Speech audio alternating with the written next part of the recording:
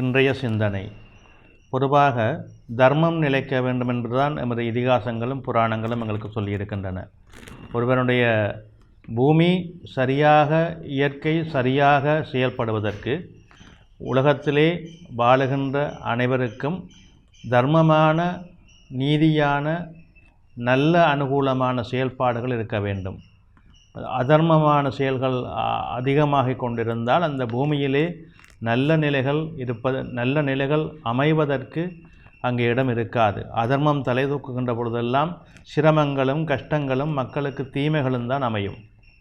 எனவே தர்மம் நிலைக்க வேண்டும் என்கின்ற ஒரு கட்டுப்பாடு உலகத்திலே உண்டு. மகாபாரதத்திலே அர்ஜுனன் வந்து நிற்கின்றான், வில் எடுக்கின்றான். அவனுடைய கண்களுக்கு எல்லோரும் அவனுடைய உறவினர்கள், குருமார்கள், தெரிந்தவர்கள் என்று, சகோதரர்கள் என்று அவன் கலங்கி நிற்கின்றான். கண்ணன் சொல்லுகின்றான், நான் சொல்வதை நீ செய். உலகத்திலே தர்மம் நிலைக்க வேண்டும். இங்கே சொந்தம், பந்தம், பாசத்துக்கெல்லாம் இடமில்லை. அதர்மம் செய்கின்றவர்கள் யாராக இருந்தாலும் அவர்கள் இந்த பூமியை விட்டு அழிய வேண்டும். ஆகவே இது ஒரு நல்ல பாடம் எல்லோருக்கும்.